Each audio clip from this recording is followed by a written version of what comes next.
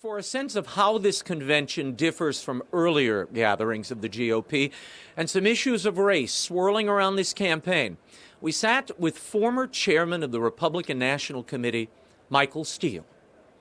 Chairman Steele, thanks so much for coming. It's good to be back. Why is this convention working? I have to say, there's a snap, there's a crackle in the air. Right. Usually these are very predictable, almost, this is like watching the tapioca dry.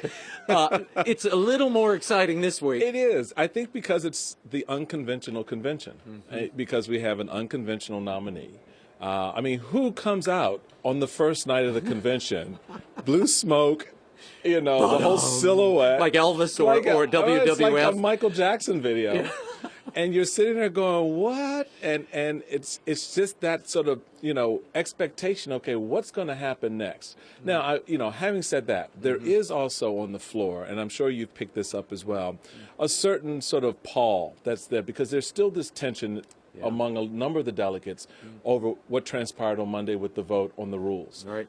And certainly that frustration still exists. So tonight, I think, is going to be a turning point when Pence speaks and starts to move the party closer in towards Trump, bringing those conservatives to the table in a way that helps them begin to appreciate the overarching message of the nominee. Now, if you know anything about Hoosiers, you know we love to suit up and compete. We play to win. That's why I joined this campaign in a heartbeat. You have nominated a man for president who never quits, who never backs down, a fighter, a winner.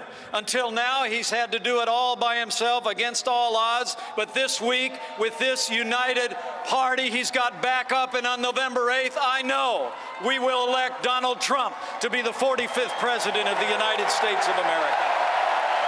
You referenced it a moment ago. You still have Senator Mike Lee. You've got Jeff Flake. Yes. You've got Ken Cuccinelli from Virginia. Oh, yeah. You've got John Kasich defecting in place right here in Ohio. Right. What do you say to these people who still are holding out? They're saying, we just can't support Trump. They can't get there.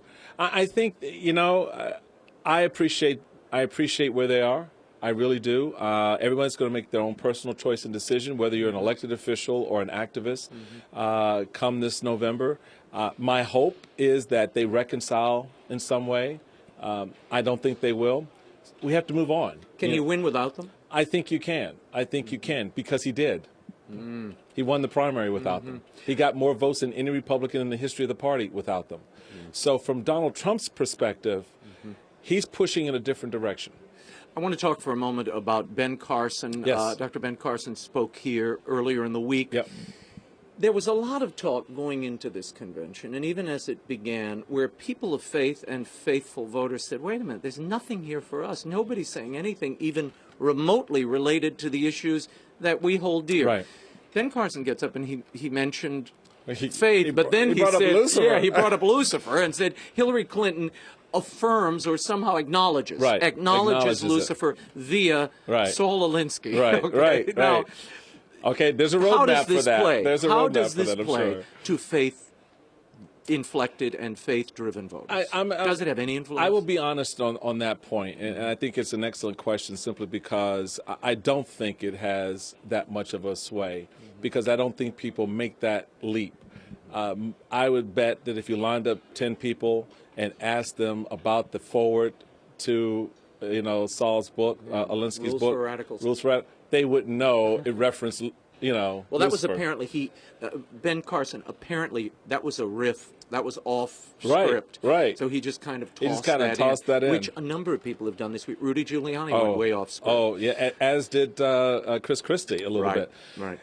And that's all good, but it's got to relate back. And I think that's why I said there's a roadmap to get to where Ben Carson was going with that. But I don't think a lot of people are on that road. I appreciate the point he was making, and he was trying to make that connection. But understand this.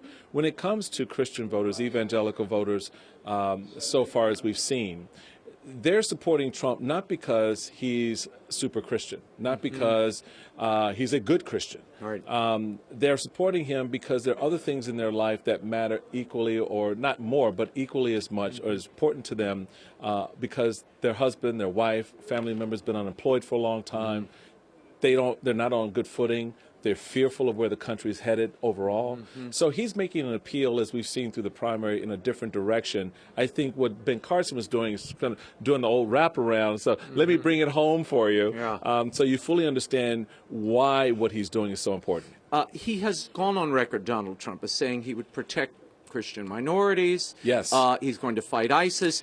During a 60 Minutes interview last week, he talked about religious liberty being important and that he would move to ensure that that continues and that he reinforces it.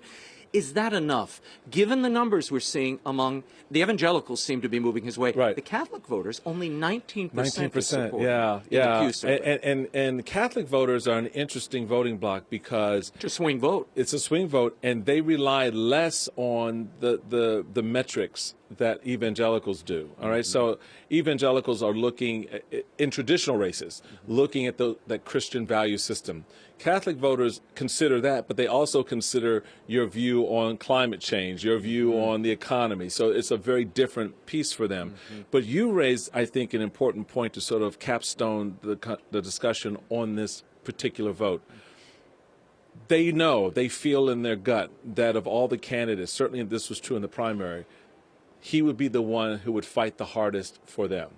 He raises it in a way, in a language that they use. And Donald Trump does. And that makes the big difference because he won overwhelming majorities of Catholics. He's speaking in their language. Yeah. Florida. He's speaking their language. So why isn't it moving now in his direction? Again, I think it's those other issues. I think there are other aspects about that argument that they're just not buying it. That's what the general election hopefully will turn around for him. But to get to the primary, the evangelical voter, Christian voter in particular, appreciated the fact that he was going to stand firm in protecting them and their liberties. I have to talk about race relations here. We've been watching these stories coming out of Dallas, of Orlando. I mean, one city after Baton Rouge, my home state, one thing after another. 60% of Americans believe race relations have gotten worse over the last few years. When you look at Donald Trump's support among African Americans, not good. 89% favor Hillary Clinton, 4% Donald Trump. How does he turn that around? Can he? I two things on that. One, I wouldn't put a whole lot of value in that poll. And in the poll that was, I think, out of Cuyahoga County here in Ohio that showed 0%. I ran to a number of people on the street and they were like, well, I kind of like Trump, so that should be 0.01. So, I don't put a whole lot of stock in that. Omarosa aside. I think that the fact of the matter is Donald Trump has an opportunity to make a specific argument in a general way. In other words, he can talk about education, school choice, talk about the health care situation in the black community, particularly with respect to how the black community is redlined in health care. And they pay more in premiums and things like that for health insurance. And when he's talking about a broader argument that lifts everybody and how he wants to move the country forward, they still don't feel they hear them in his voice. In other words, they don't see themselves being recognized. I think he wants to do that, from at least what I understand inside the campaign. That's going to be part of the shift coming out of this convention. Look, this was about winning a Republican primary. Not a whole lot of black folks voting in a Republican primary. All right, so that's number one. Now moving into a general, he sees where his opportunities are in places like New York, California, Florida, where there's significant black populations. I think you're going to see him make a push there. I got another question for you. As to Hillary Clinton lying to the American people about her selfish, awful judgment in making our secrets vulnerable, what's your verdict? Guilty or not guilty?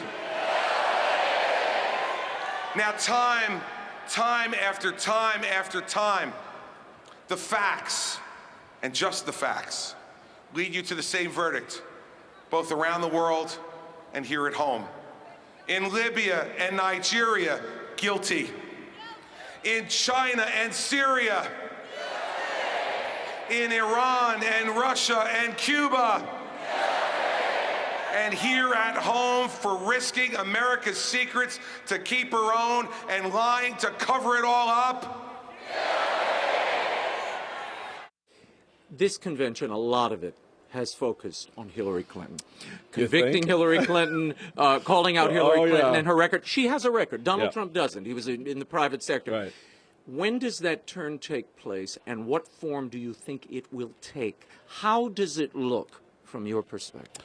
That's, Hillary's got a problem. I mean, people generally don't like her. And they don't trust her. And after $100 million plus of ads, right. the numbers are not moving in her direction. It's not moving anything. And last, when Chris Christie gave out his indictment, when he laid down the hammer on that, what we'd seen before was this sort of disparate conversation where it was a little bit Benghazi over here, a little bit email over there. Mm-hmm. He stacked it all together. The donations, the relationships, the emails. Mm-hmm. When you saw it all stacked together, when you heard it, you were like, wow. Yeah. And he did that very effectively. If they continue with that, and he's the best prosecutor for that, Hillary's going to have a lot more to worry about. When I was on that floor last night, I know they were saying guilty, guilty. I was waiting for them to yell crucify, crucify. I felt like that at one point. Yeah, I was waiting for Barabbas to show up. I mean, it was quite an epic scene. Exactly. Michael Steele, any final thoughts on coming out of this convention? What did you make of this compared to the other conventions? You were in charge of a few. Right. Yeah. What do you make of this? This one is different. This one's very different. There is sort of a lull, sort of a drag. My hope is that Donald Trump takes the opportunity to really lift the voters up outside the convention hall, but most especially his base inside the hall. Mm-hmm. He needs these people to go fight for him this November. Very good. Michael Steele, right, thanks as always Thank for being you. here. Absolutely. Great as always. Alrighty. Thank you.